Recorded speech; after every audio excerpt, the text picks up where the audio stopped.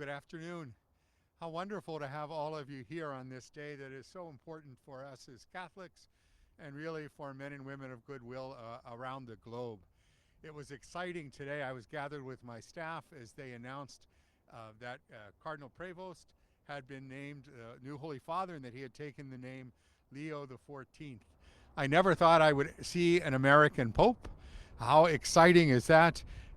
Just recognizing the experiences that he's had that would be very similar to Catholics in our archdiocese. So to have a Pope, for example, who understands Catholic schools or the struggles that parents go through to make sure that their kids can get a good education.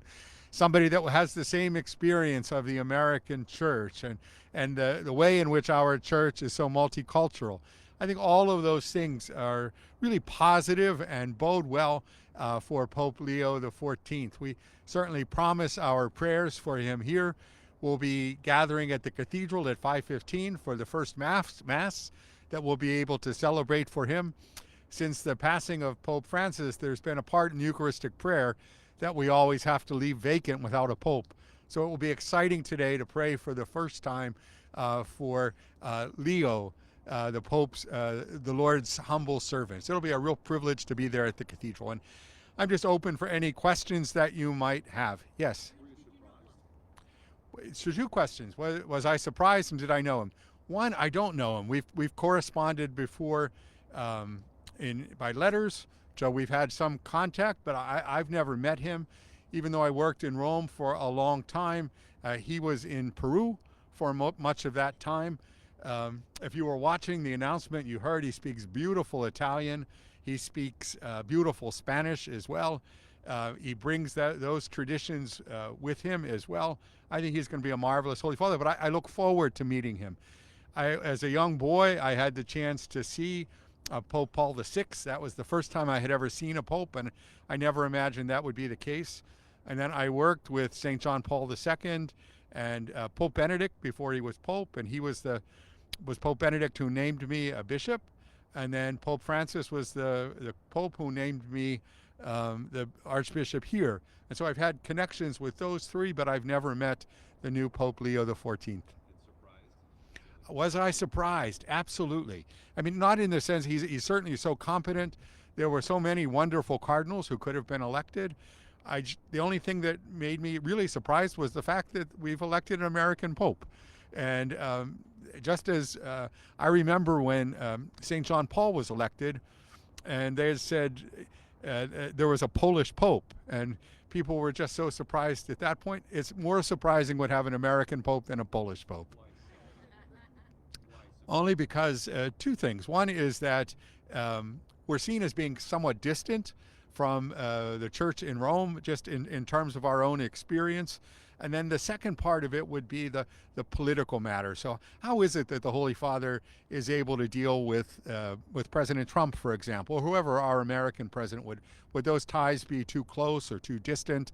And so I just never imagined that we would have an American Pope. And I have great confidence that Pope Leo will do a wonderful job of navigating that.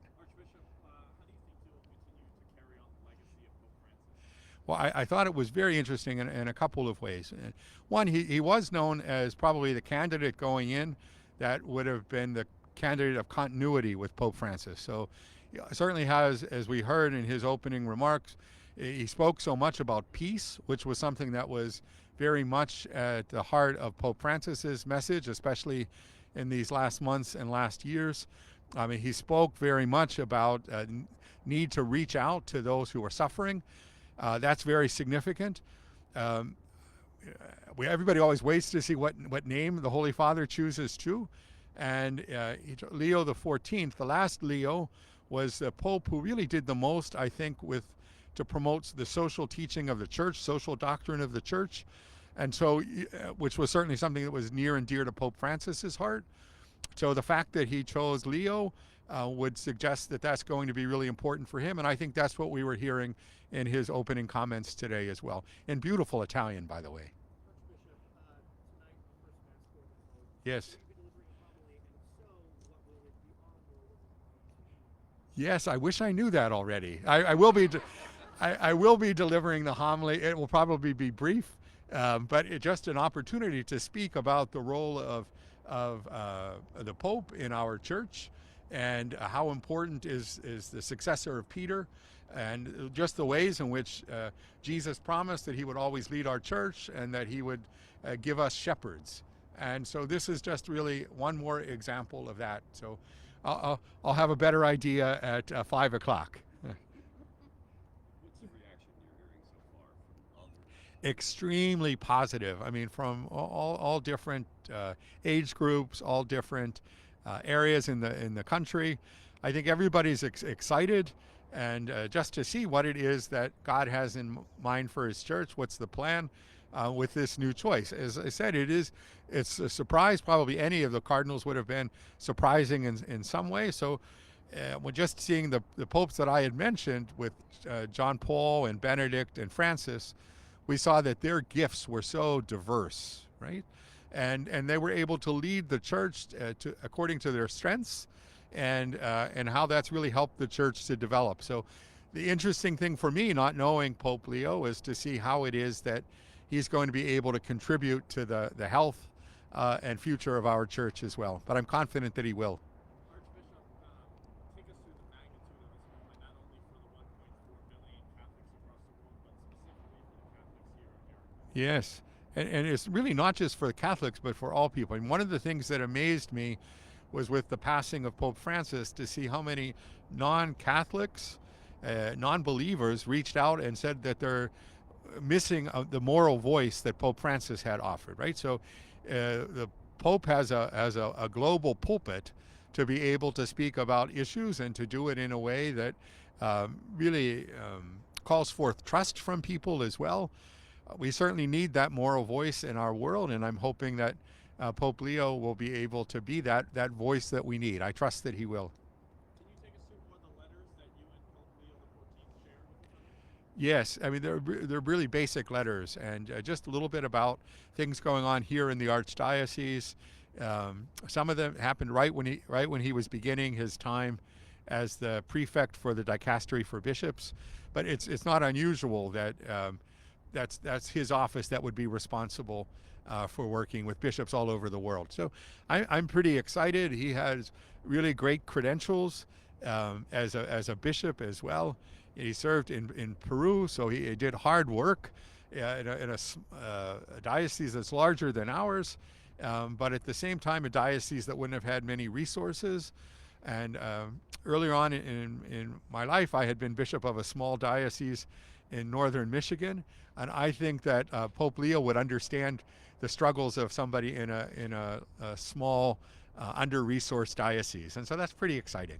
You mentioned Peru. I mean, he's an American pope, and he Yes, spent a significant time in Peru. What's yes, the significance of that and the connection with Pope Francis's own past and where he came from? yes. So I think he certainly understood the Latin American experience, and that was his experience. And I think that he certainly understood Pope Francis, who had played a large role on the continent before with Salem, the group for the church in Latin America, and very much that church continues to really give you a context for what we heard in Pope Francis's teaching.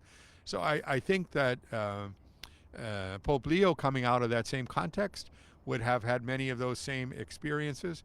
We found it interesting that Pope Leo spoke in Spanish.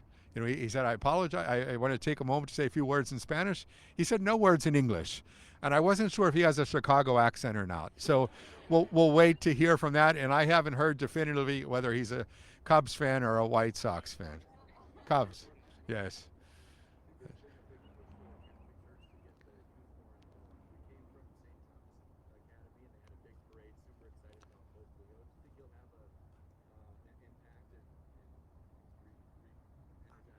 That's certainly the hope. Now, if you were watching the broadcast, you were all very busy.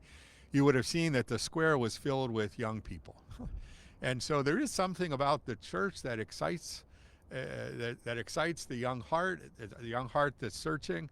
I'm confident that Pope Leo will be able to speak into that.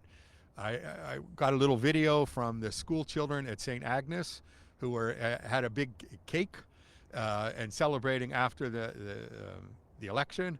I saw that our young people on the campus of the University of St. Thomas had their own white smoke, and including a white dove that appeared out of nowhere. So they found that very significant. But I'm hoping that Pope Leo will be able to energize our young people. And I've just seen that, just the way in which the Lord has used them. That was certainly a very strong suit for St. John Paul, who started World Youth Days, right? And that was just bringing people first to Rome, but then going all over the world to be with young people. And Pope Benedict, who had a very different personality, also really connected with young people.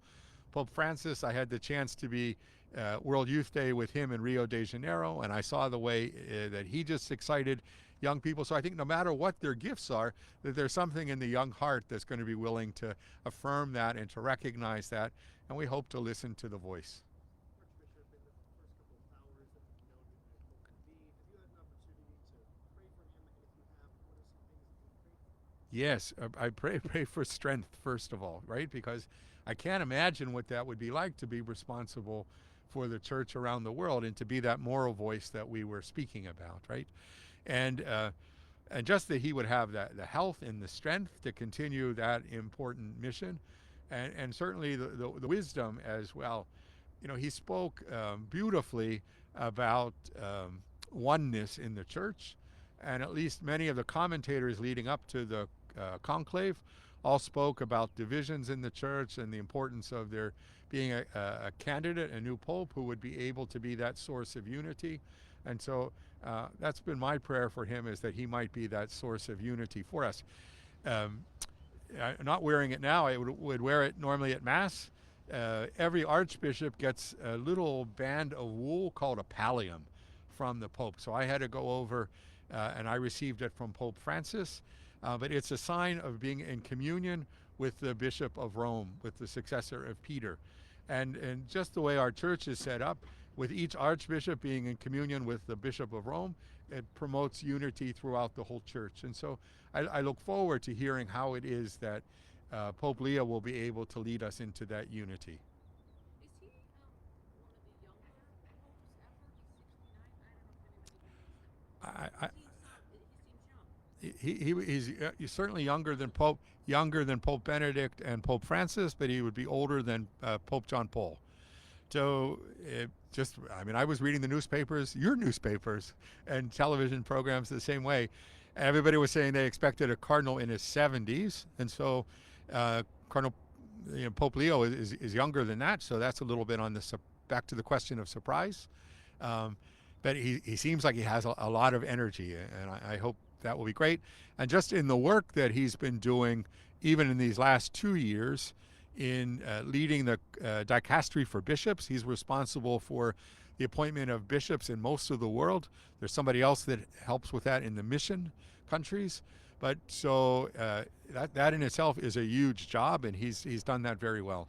Archbishop, apart from what the Pope said in his remarks, a lot of people are saying he seemed to speak with a lot of joy and a lot of grace. What did you take of just his mannerisms, what he was wearing, things of that nature? Yes. No, I thought he was very calm. Obviously, with the benefit of a television close-up, you could see that there was emotion that was there too. But for the most part, he really maintained his cool through the whole thing, and there was a joy that was there as well as a confidence. Those of you who might remember when Pope Francis came out, he had a little bit of that deer in the headlights look, right? We didn't see that today with Pope Leo. And he was very confident in leading us in prayer as well. Really, it was beautiful the way in which he called upon the church to ask for the intercession of Mary, Jesus' mother, to guide the church. And I thought he did a really fine job with that. And there was that, I detected that joy for sure. And you could see on the faces of most of the cardinals, they were very joyful as well. So. Anybody, anything else? Last chance. All right, thanks everybody for coming. Thanks, Archbishop. Thank you, Tom. Thank you. Thanks.